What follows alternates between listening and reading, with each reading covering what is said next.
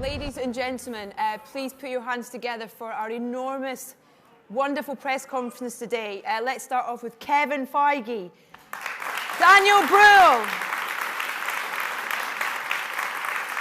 Anthony Mackie, Paul Rudd, Jeremy Renner, Anthony Russo, Joe Russo, Elizabeth Olsen, Sebastian Stan, Chris Evans, Robert Downey Jr., Paul Bettany, and Emily Van Camp. Down in the front. Thanks. I'm literally...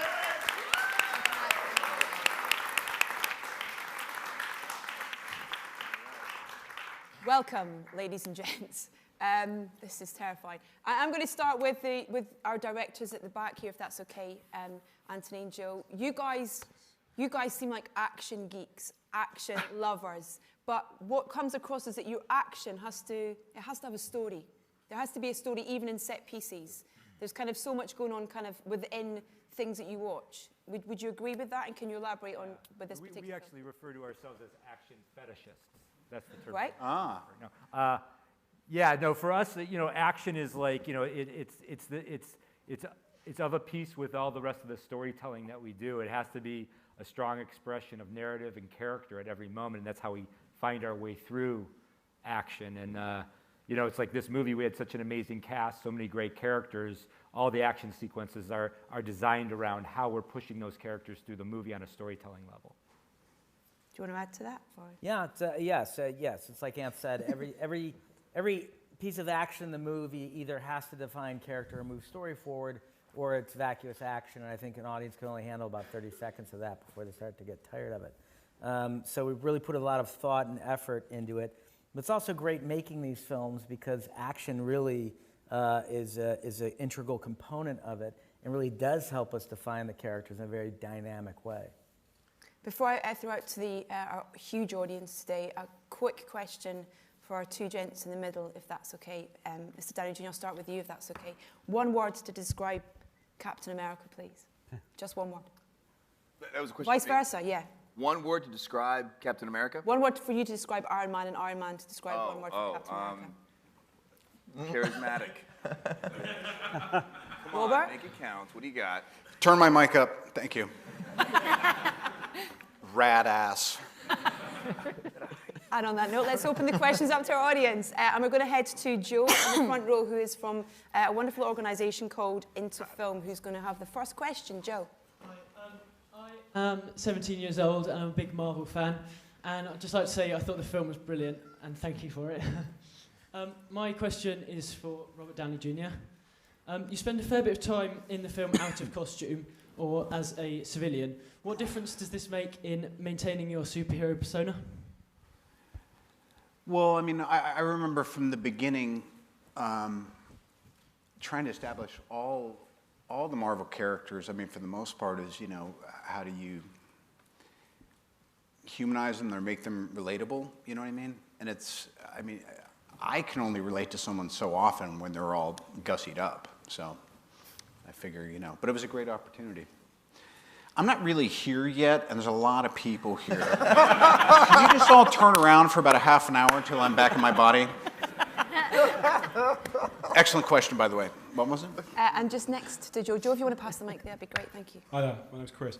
So Civil War is possibly one of the most political superhero movies that's kind of ever happened. And it focuses on quite a few real-world issues, as well as kind of just things within the world of the superhero world. But of course, we live in a pretty complicated world ourselves. I mean, the question's, I suppose, mainly for Kevin, but anyone else who has an opinion, feel free to chime in. I mean, if you could choose one superhero to be in our world to try and help our problems, what would it be? In real life? Yeah. What superhero? I got to tell you, that's a great question. Thank you.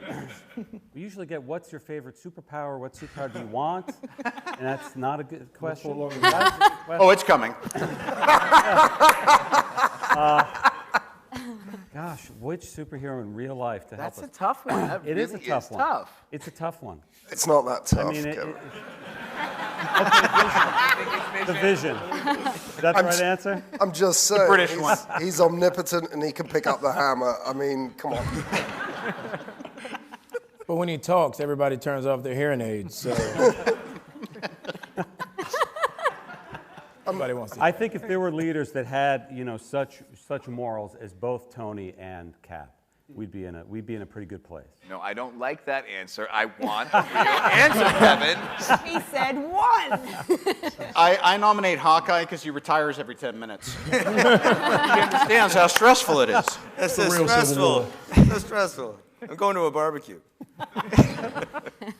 Okay, next question in the second, or if you want to pan the mic just behind you, that'd be great, thanks. Hello there. Film was amazing, by the way. My kids loved it. This is a question from my 8-year-old son, Con, for Captain America and Iron Man. The film is about Captain America and Iron Man falling out, yeah? Have you two ever fallen out over something silly on set, and what was it about?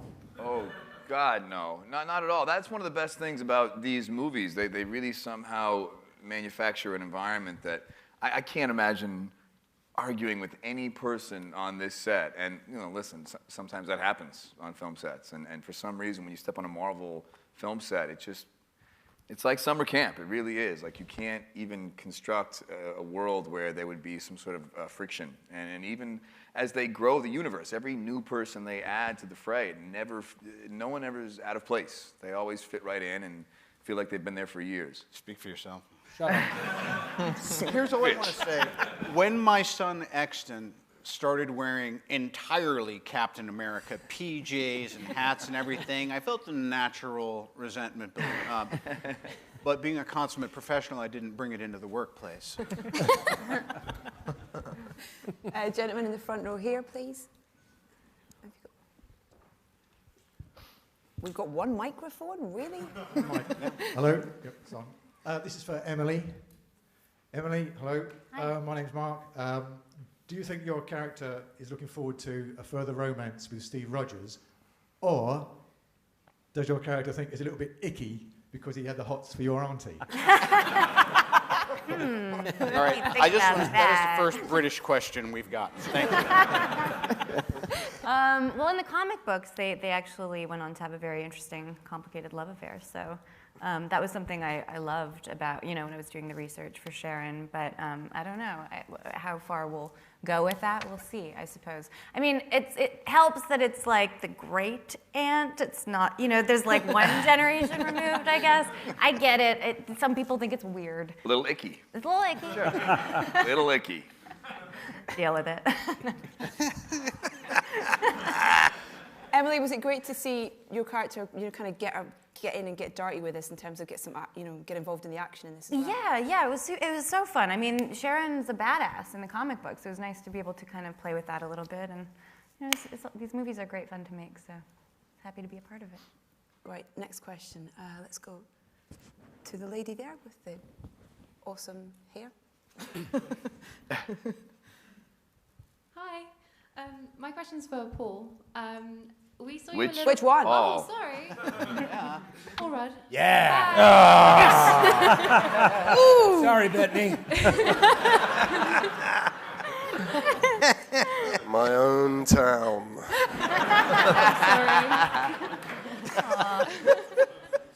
Awkward. I feel Mr. bad now. What's the goddamn question? For Paul Rudd. Yes, Paul Rudd. We saw you a little bit with Falcon in Ant-Man, and I was obviously wondering, this is your first time with everyone, and I wonder if there was a bit of a sort of initiation or anything like that to sort of get you sort of part of the group. Was there any sort of horrible challenges or anything? Yeah, no, everybody was very nice and very welcoming, and it was a bit surreal to see everybody in their suits, and no, it was a very welcoming feeling. This reference will just drop like a lead balloon, but I felt a little bit like Cousin Oliver coming along and joining the rest of the Brady Bunch. All right. Thank you very much. That's real good stuff. Bettany, would you like to comment on that comment? Yeah, why don't you two just get a room, Why don't you marry her, Paul? Jesus. Paul, there's a couple of scenes in particular that feel, I don't know if it's right or not, but it felt like it was, I don't know, it felt like a real injection of your humour in those scenes in terms of the script and stuff. Were you allowed much freedom with, ad-libbing and improvising and things like that, or was it very much stick to the script? Yeah, I think I was, although most of this stuff is written. But there's, these guys were definitely saying, go ahead and play around with it a little bit. I mean, that's part of the fun of a character like Scott Lang. Even Robert was saying that you want these people to be relatable. This is a guy that was not born with any kind of super ability, and so it's fun to kind of see meeting these characters through Scott Lang's eyes, and that's kind of the way that I felt just being there, shooting that scene. There was, very little acting required, I think, on that part. Okay, next question. Gentleman there with his hand up. And then if we can get a microphone to the gentleman there as well, and we can just flip to that question straight after. They are right in front of you. Next time I want all of you body mic'd. Hi, this is to anyone with Russo in their surname. Should we interpret the recruitment of Spider-Man by Tony Stark as him using child soldiers? And if so, what does it say to Iron Man's character? Well, I got a bit heavy, Oh my goodness.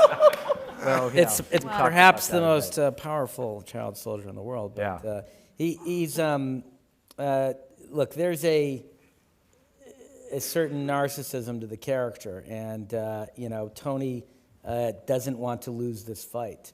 At the same time, I think he also sees Spider-Man as the greatest living non-lethal weapon.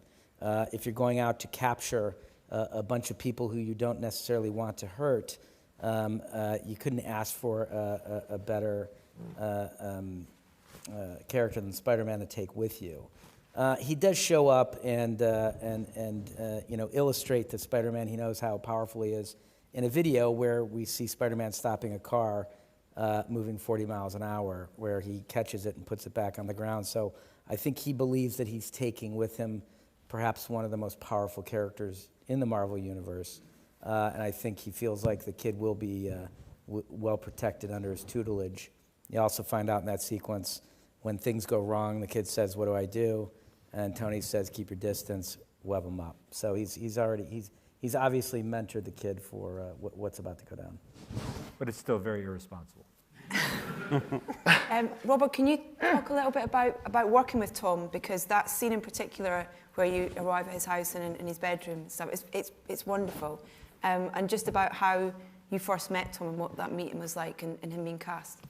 Well, now that 2 out of 3 Spider-Men are English, I really got to talk Maguire off the ledge now.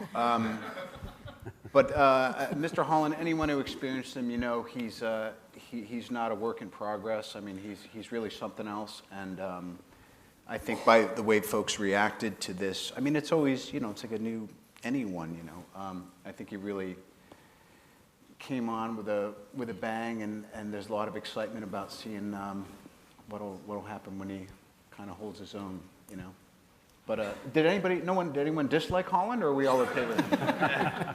We'll talk about it later. Yeah. We'll post something if there's any dissension. I think the gentleman's got a microphone over there. Hello, my name is Arthur. I'm from Germany. I have a question for Daniel.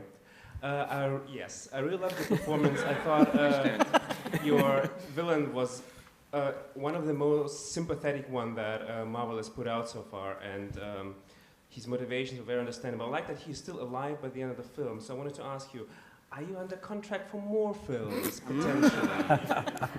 It's a question for Kevin, then. I couldn't answer that question. I hope so, but no. I mean, this is not something I can I think you talk just about. answered the question. Quick answer. I hope so, but no. But I can't answer that question.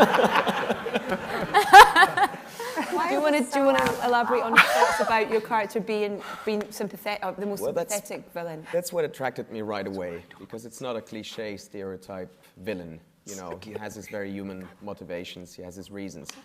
So that gives the character, depth and makes him ambivalent. Okay. Next question, please. Got a microphone there? There we go. A question for Elizabeth and Emily. When you're on set with this much testosterone, Do you kind of dig your heels in and go really girly, or do you just throw in the towel and become blokified? Blokified. I rather just hold my own without having to be extra girly or blokified. Yeah, no, I think just like hanging as yourself is good. I thought I almost made it, by the way, without having to say anything. No chance. That's why I'm here. And Emily, the same for you? Yeah, no. I mean, it's a lot of dudes. I will say that. But yeah, everyone's great. It's a really good environment. I don't think there's any girlifying or blokifying going on. Do they kind of watch their language when they're around you? Girls? No. I mean, I'm still trying to work on watching my own language. Yeah, exactly. They're not 8, by the way, as well. I have no idea where you are either. I'm just scanning. Elizabeth, can I ask you about one thing that I love about this is the pairings of the relationships, whether those are, you know, the allies or indeed the kind of conflicts that you have between all the Marvel kind of superheroes. And for you and Paul's character in particular, there's this wonderful kind of play, you know, off each other. Was that fun to work with Paul in person? For the first, and we'll talk to you in a second, Paul, if that's okay about it. Paul, can you just hold on 1 second? But yeah, working on that kind of pairing and the relationship, particularly with Vision. I think it's something that that fans have wanted, but we're just trying to root it into something that's like more pure of a friend and a companion, because we have to make up like what, like I am made from, I'm not a mutant, I'm made from his stone basically. And so we have that in common, and to use that as a thread that roots our relationship, I think is really important and grounding in a way. Paul? Bettany? What she said. Thank you. Could Paul Rudd take this one? No, I think they're both, they're joined by the fact that neither of them know the extent of their powers, and that's terrifying, but also unites them. And for you, being there as a physical being, how much fun was that for the entirety of the film? Oh, it was hot. Thank you for asking. Was it makeup? It wasn't a mask. It wasn't kind of you couldn't just put it on you, but it was. It's makeup that they then they continue on with computer-generated stuff. So I'm wondering why I'm in the movie. Why is this so loud? What are you? Every time I laugh, I'm blowing up my mic. Oh, Jesus. Yikes. Do you want a handheld? Shall I give you a handheld and you can stop? No, it's fine. Okay. I'll just talk like that. Okay, whisper. Do you want to finish the answer to that, please? Oh, I was. Thank you. Okay. Gentleman in the checked shirt, please. Can we get a microphone to him, please? And then if someone over this way can put their hand up, and we'll get a microphone to you as well. A lady in the pink top, I think. Yeah. Hello, thanks. I haven't actually seen the film yet, so no spoilers, please. This is a question for Anthony and Jeremy. As the guys who have the lacking of superpowers but a whole lot of weaponry at your side, how do you feel your characters contribute to the overall war that's less than civil? A lot of leg workouts. I have it in my contract that I have 2 behind shots twice in the movie. So, thighs and quads, man, thighs and quads. It's almost like he answered a different question. Got to give them what they want, baby, Can't have a tree without the trunk, you know what I'm saying? So aren't quads and thighs the same thing? Yeah. No, it's 2 different muscles. Oh, okay. 2 different muscles on either side of your leg. Your hamstrings in the back.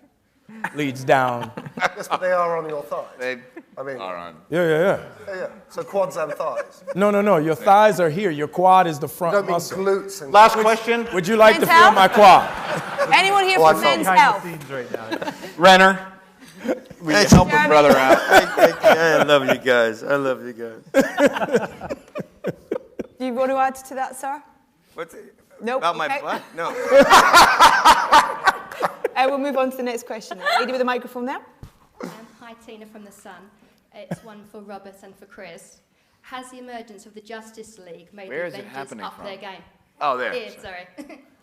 Sorry, the question was, has the emergence of the Justice League made the Avengers up their game?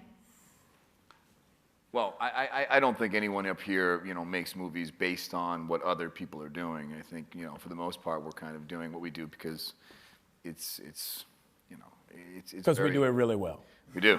It's true. I shouldn't say we. It really is the Marvel, the higher ups who've somehow figured out this formula of good movies. Listen, when they get a Bucky, we'll start talking. I was just about to ask you a question, Sebastian. Oh, good. I was hoping that... I want to ask about the airport. It's about your quads. Not about your quads, yeah, no. About the airport scene, because it's a huge scene and there's kind of so much going on. In terms of the actual reality of filming that, how much was there when you were filming it and kind of how was it? Well, only half of us were there, as in the Team Cap, because I think Team Iron Man was not At really lunch there. hanging out. But, thanks, Chris. You're welcome, dude. No, we Friendship. shot it over 5 months, so it was... That one scene? Yeah, it was sort of chopped up in different bits. And most of the time, it's like what Anthony likes to describe, acting with a tennis ball. Because you're just, there with your imagination and the green screen. The relationship between you and Cap, it's, sorry, spoiler, maybe close your ears for a second. Anyone else has not seen it? I've not seen it. Okay. Me neither. When Steve loses Peggy, he's his only connection to his previous life. He's the thing that he wants to hold dear, which is a real kind of tenderness to this, kind of superhero film, really, which you guys just play. Was that something you kind of, sort of talked about in terms of that relationship, what it would have been like in the past, and bringing it to now? Yeah, that's one of the best parts of the movie, in my opinion, that I think you have these guys who, they shared a battlefield together. I think any guy who, has been in war will tell you that once you actually risk your life and have seen war with someone else, that's your brother for life. And they were brothers even before that. And then given the fact they both have gone through such trauma, Cap, they've each lost, and Bucky more so than me, things were taken from him. But as a result, we both kind of have even more of a connection and more of a bond, and we are the only remaining thing, especially, I don't want to, no spoilers, the last remaining chapter, the last remaining elements of a previous life. So it really kind of transcends that kind of family dynamic that we've built in the Avengers, where you see a guy like Cap who typically does what people need, and in this movie he does kind of what he wants, and he prioritizes his personal ties over the needs of the masses, and it's all because of this kind of brotherhood foundation they've built. Right, thank you. Gentleman here with a question, and then if we can get a microphone over there as well. There. It's a question for Robert on behalf of the male members of the cast, and for Elizabeth on behalf of the female members of the cast. How do you see the characters progressing through the movies, and how much of that evolution is down to you as actors as opposed to what's on the page? I don't really want to talk for anyone else. Oh, I don't mind. Here's all I want to say. Feige and I were out to dinner last night, and you'd have thought they'd dosed our bubby water. We were looking back at the last 10 years and all the kind of little miracles and the blood, sweat, and tears that had to happen to keep developing all these characters, and we just got kind of like, not in a self-aggrandizing way, but just kind of giddy and kind of super, super grateful at how things have gotten. But as far as the people who really have to hash it all out, I mean, you'd have to talk to Kevin and the team. I want to say, because I generally give no credit to writers, and I'll try not to do this again, that Marcus and McFeely did an exceptional job on this, which was a really tall order. There, I said it. Lady down the front there, and then we'll get who on this side? Hello. I don't really mind who answers this, but I just wanted to know, did everyone end up on the team they wanted to be on? Or did they get the script and go, Team Iron Man, boo? I did kind of want to be on Team Iron Man. He said it. He said it. I knew he'd say it. There's a similar question actually come in from, we're streaming online, and we've had a question come in on social media from Phoebe, who wants to know, if you could switch powers with another Avenger, which one would it be? Oof, that's a good one. I mean, switching powers, I'd take Vision. Not switching makeup. It's a real nightmare. But the ability alone, yeah, you can't beat Vision. He has an Infinity Stone in his head. I don't know how you top that. Paul, would you want to swap with anyone or just stay who you are? Yeah, I'm okay where I am. Okay. Thank you very much. Yeah, you know. Yeah. I mean, it might be nice to be Iron Man now and again, you know. But I'm pretty good where I am, thank you.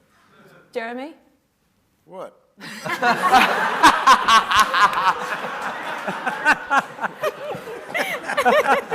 okay, I'm sure I don't give you a hard time. I've always I grew up watching Spider-Man as a kid. Spider-Man? Yeah, I've always loved Spider-Man as a kid. So I'll do this on you. Get out of here. Great. Stuck. Okay, next question. Gentleman's got a microphone over there. Get out of here. Go on. Ask your question. This question is for Robert. So obviously in the other Avengers films you're kind of cuddly and nice to everyone. Yeah. But in this one you're kind of not. Where are you? Yeah. So what do you prefer? Being like horrible to Steve or not? Like, acting wise, obviously. I mean, it really just depends on, you know, what's the narrative of the movie. As you can see, I'm a worker amongst workers, and I like getting in where I fit in. In any movie where I can spend weekends with Renner, he's Lord of the Underworld. This is Pluto back here. He's going to get you home in one piece, but you're actually finally going to have a good time. Next question. We've got a microphone here as well. Go for it. Hi, this is for Kevin. When are we going to get our Falcon Bucky road trip movie? Wow. Yeah. That's a good idea. Well, we're shooting a Weekend at Bernie's spinoff. Yeah. With the three of Jeremy's us. the dead guy. Jeremy.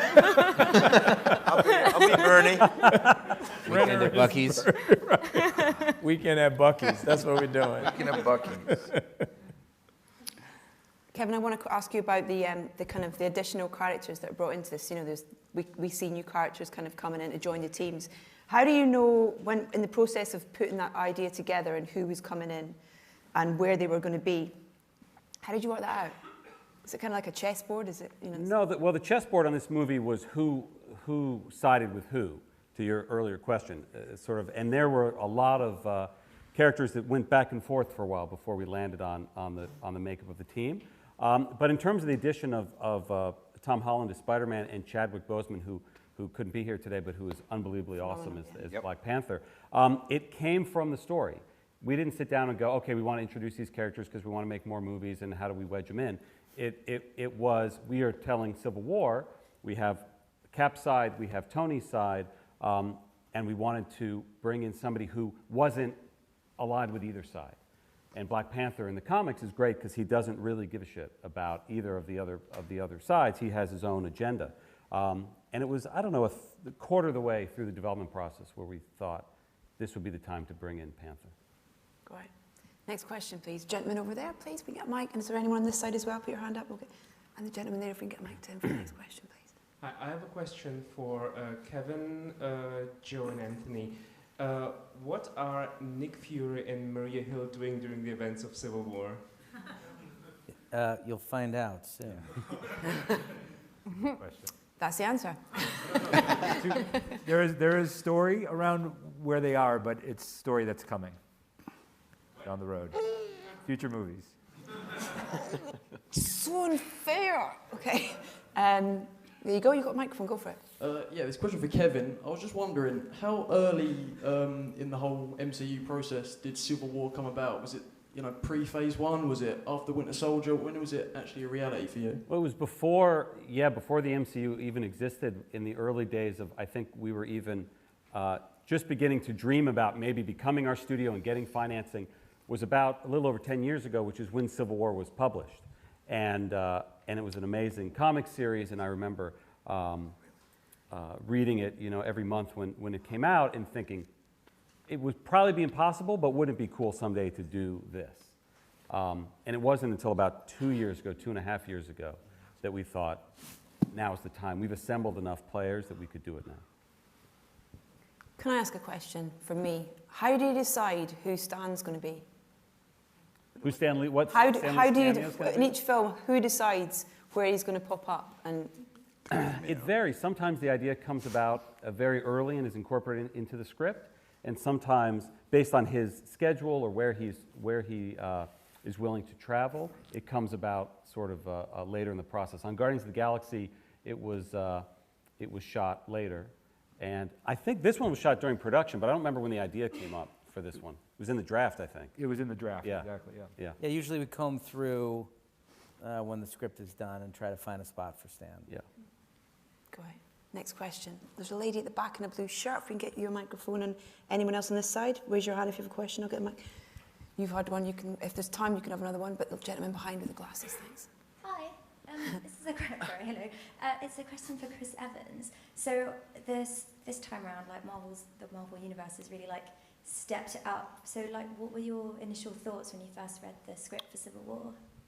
It was exciting. You know, I mean, a lot of it rested on Downey's shoulders, whether or not that he would be willing to do this. You know, and you know right away that when you bring Downey into the equation, the movie is going to, you know, it's going to have a certain level of awareness, and it's going to have a certain level of charisma. He you know, that's what he comes with, and it was exciting. It was exciting to think that you could kind of, you knew what it meant as a jump off. You knew what that meant, because obviously the Civil War and the comic books incorporate so many characters, and at the end of the movie, you know, Marvel has this great history of never leaving you completely satisfied. You kind of anticipate the next chapter, and this would obviously leave the entire MCU in a little bit of disarray, which is exciting because that's only going to be more rich for the next Avengers film. So for me, I was thrilled. I mean, shit, I'll take all the help I can get. Gentleman there, question? Hi, this is a question for Chris again. Where are you? There you are. Hey. Yeah, following the film last week, a lot of my friends who saw it at the same time, one of the things they were talking about was that scene where you pull down a helicopter. And, right. The shape of your arms in particular. So, a little bit of bicep How porn, much CG is involved, and was it more than the giant? How what? What was it? How hard is it to look like that? I missed it again. How hard is it to look like that? Oh. I don't think it was. Kevin, did you? No, that's all. Those are real? I think it was me, but it's, you know, you do those things. Luckily, between scheduling and Russo, everyone, you try and get those scenes as early on in filming as possible, because you gradually shed weight as you're filming. You're wearing that suit every day, and you just... I was helping him work on his shoulder about 6 weeks after that. I really, genuinely did mess up something in my arm. We don't care. We love that shot. Doing it, you know, like it's a very unnatural position to be in, and you're like, look, you're trying to flex, you're trying to look good. I'm not like, you know, it's not a utilitarian shot. It's really just trying to look good. Yeah, come on in. Go on, Paul. Go on. What do you want? I was going to say, you really were holding back a helicopter, too. It was on a rig, clearly, but the first take we did, you know, the rig, it didn't go far enough, and so you're kind of just, you look silly almost, and you say, guys, can we get it so it actually extends to the point where you really are trying to hold something? And they did, and you really do.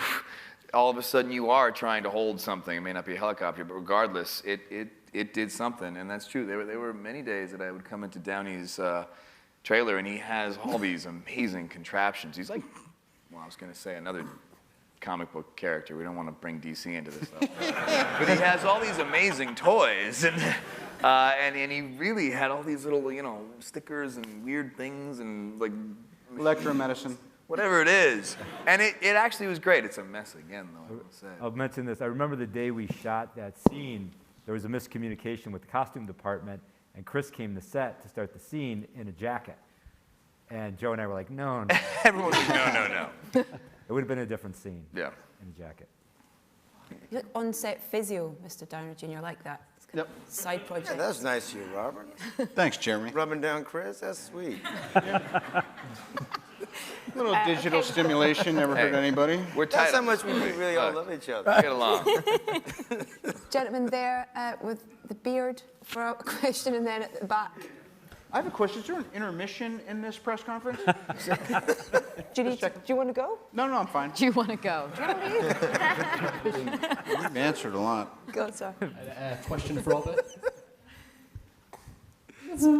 Hey, man. Yeah, if superheroes were a reality in 2016, what do you think the government's reaction to them would be? Team Iron Man. It would. There would have to be some sort of responsibility. You'd have to answer to somebody. That you couldn't just let these group of vigilantes answer to themselves, right? I mean, that's the sad truth. I mean, the truth is, if there really were Avengers, I would be Team Iron Man. I would. I mean, who would? God, you're here. I was really having a hard time grasping that concept. And then last question to the gentleman just behind there. Yeah, you've got the mic. Yeah, the next question is for Robert and also for Daniel with his German view. I would be interested, who is at the movie set the big boss? Who has got the biggest trailer and why? Well, it wasn't mine. I think it's Mackie's. That would be correct. Anthony? You're the biggest trailer? Well, I have a lot of stuff, you know, so I just, you know, it's really nice. It's really, you know, I gotta, you know, but he has like 5 of them. You got the thighs and quads. What? You gotta fit the thighs. I gotta fit them thighs and quads somewhere, man. You know, but he has like 5 of them. Yeah, I only have Robert one. actually has the smallest trailer. He just has another 4 trailers, right? He has this beautiful Airstream trailer, and then there's 4. Just Actually, the state of Georgia wanted to give it its own zip code. It's like a kiddie choo-choo train, and it just goes around in a circle. And what about you? Got you also got a trailer or no? No trailer. I didn't get one, no. But we're maybe... You got a chair. You had a chair. No, but it was, coming from Germany, I remember that the first scene I had with Robert, after 5 minutes he asked me if I had allergies. I didn't understand the question. And when I had lunch and was eating my burrito in my humble little trailer, somebody knocked at my door and said, and he was sitting in a golf cart, and he said, like, "You're cordially invited to Robert Downey's village." I said, "Wow." So I left my burrito. And then in the far distance, I saw that huge space with, 4 or 5 trailers, you know. Thanks, lawn, Kevin. palm trees. I had a 3-course meal. Right. Did you get a massage? And then I was quite sad when he left because I was only invited twice. That's everybody's goal every day is at lunch to see who's going to get invited to the village. And you get so jealous. Like the day he was invited, I see him go by my trail. I'm like, motherfucker. I'm the Graydon Carter of the MCU. Robert introduced me to quinoa. I was like, what is this beautiful grain? What are these little marbles I'm putting in my mouth? Like, that's quinoa. Now, where do I buy this? We had a good one. I wanted to have Sebastian over sooner, but he sent me this video of him just ripping out bicep curls with a decapitated Iron Man skull in the thing, and I was like, this guy's a method. Now let's find out what his allergies are. And it's time for an intermission, I'm afraid. Thank you very much indeed for your time and your questions, and a huge round of applause for our wonderful burrito.